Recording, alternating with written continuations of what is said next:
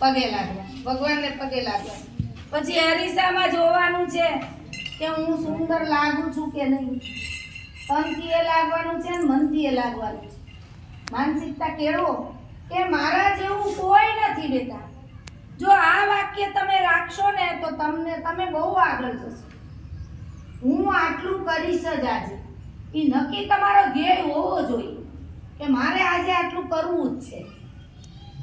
ઘરેથી નીકળ્યા, સ્કૂલે આવી ગયા, અંદર પ્રવેશી ગયા, દરવાજા પ્રવેશી જાઓ, પછી મારી જેમ સૂચનાનો અમલ કરો, દુનિયાને ભૂલી જાઓ.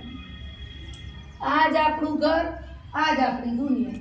આપણને જે કામ સોંપ્યું છે લાઈનમાં વ્યવસ્થિત કર્યું.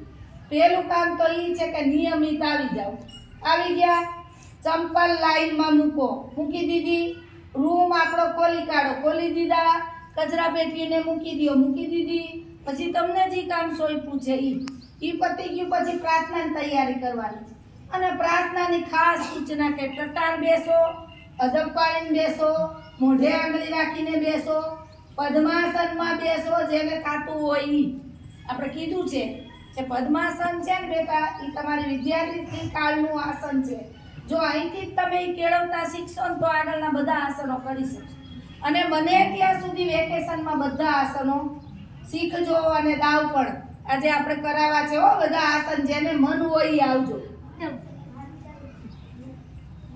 પ્રાર્થના ચાલુ થાય એટલે પ્રાર્થનામાં મગન થઈ જાય. મગન થવું એટલે કદાચ ધરતીકંપ આવે ને તોય આપણને ખ્યાલ ન હોય. એટલા પ્રાર્થનાની અંદર આપણે ગુપાઈ જાય. જો આટલું બધું કહી તો જો વાહે વાતું કરે છે. કોણ છે? આની કોણ?